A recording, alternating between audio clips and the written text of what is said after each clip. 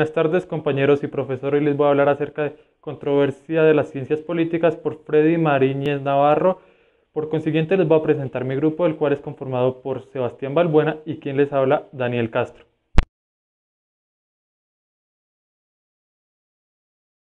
Como primer punto tenemos la filosofía política. La discusión sobre lo político ha sido asumida por los pensadores desde los griegos hasta los modernos, pasando por los premodernos como una respuesta a la organización política de la sociedad. Si nos ponemos a analizar la trayectoria del pensamiento político, podemos observar que ha imperado la idea de la política basada en el Estado y en la soberanía. El mundo griego, impactado por la crisis de la democracia ateniense, hizo emerger una reflexión filosófica sobre la política. Sócrates, Platón y Aristóteles supusieron que la forma más perfecta de la sociedad humana es la polis. Por otro lado, Marco Tulio Cicerón, en su Mundo Romano, nos exalta las virtudes republicanas en el contexto de la crisis del ideal republicano. La existencia de la virtud, afirma este pensador, depende de entero de su uso y su uso más noble es el gobierno del Estado y la realización en hechos, no en palabras, de aquellas cosas mismas que los filósofos en sus rincones continuamente están haciendo sonar en nuestros oídos. El declive del mundo romano desplazó la discusión de lo político a la relación entre política y religión, siendo sus dos más grandes exponentes San Agustín y Santo Tomás de Aquino. Es importante destacar que la ciencia suprema en el cristianismo era la teología. De esta manera, la sociedad cristiana fue gobernada por poderes distintos y dos códigos distintos. Uno, el eclesiástico o canónico, que correspondía a la labor de dirigir a los hombres a su fin sobrenatural, y otro, el civil, que dirigía a los hombres hacia un fin terrenal o temporal.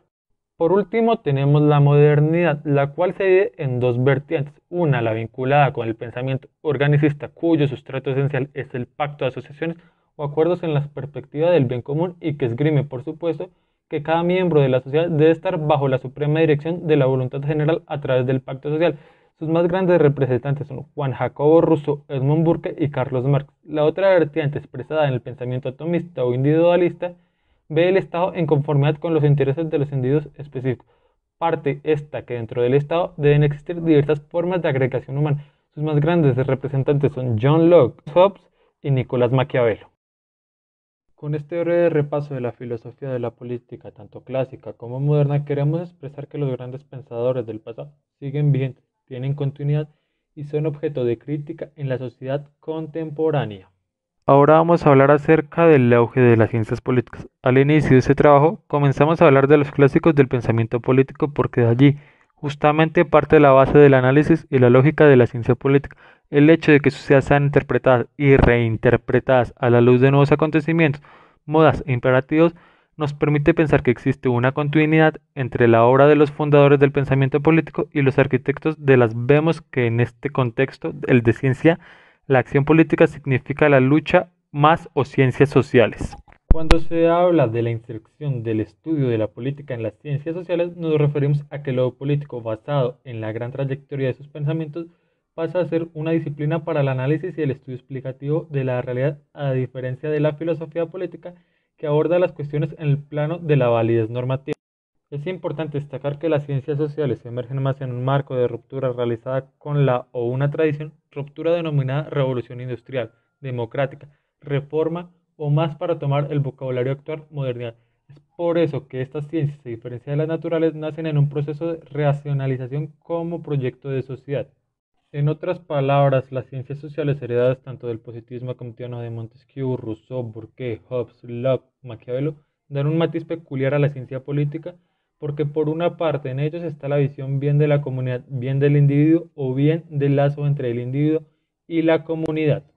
Por otro lado tenemos la política y los espacios del poder del Estado o de la sociedad. Visto la influencia de las ciencias sociales en la construcción disciplinaria de la política, corresponde ahora afirmar que la ciencia política, para que sea considerada disciplina rigurosa, tiene que plantearse un objeto que tenga como presupuesto la validez de la lógica y la metodología, que son cuestiones fundamentales en lo general de nuestra orientación de la realidad.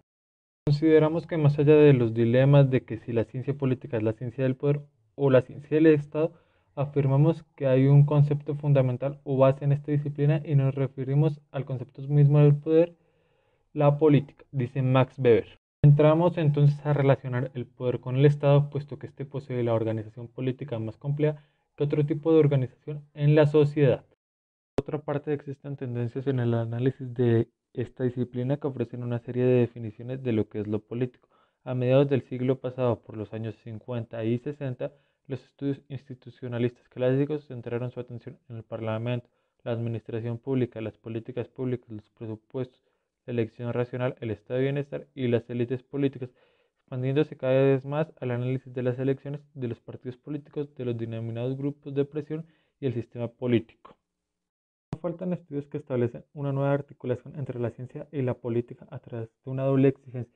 Por un lado, la búsqueda de nuevos mecanismos de imputación que emerge de la naturaleza tecnocrática, que consiste en revivir una ideología de la competencia, así a fin de adaptar la vida política a los cambios científicos y técnicos. Es necesario no solamente disponer de funcionarios y hombres políticos correctamente formados, sino de debilitar la democracia desarrollando un nuevo civismo técnico.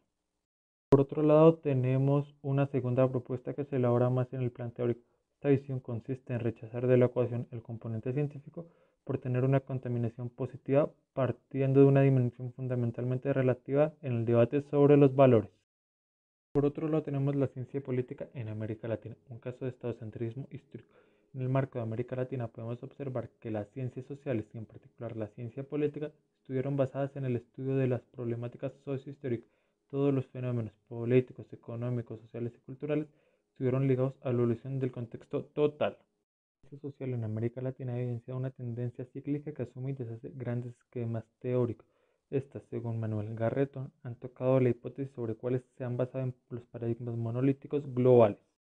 La transformación es el predominio de los modelos políticos e institucionales de la concertación y de conflicto que tienden a reemplazar las dictaduras, guerras civiles y modalidades revolucionarias.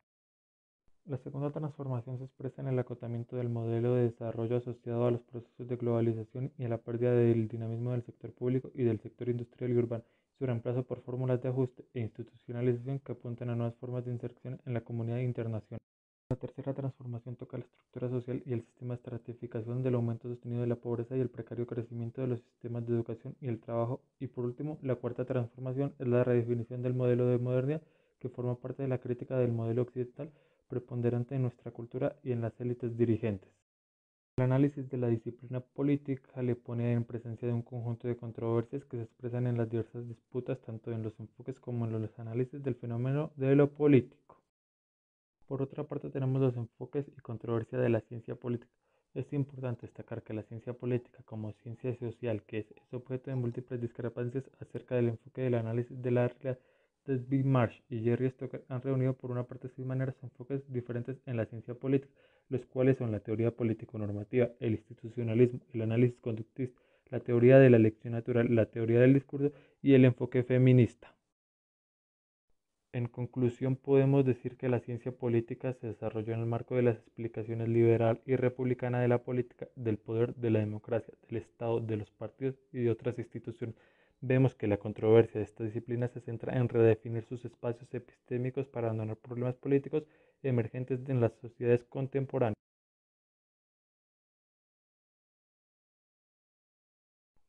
Y esto fue todo por hoy, espero verlos una próxima vez. Muchas gracias por su atención.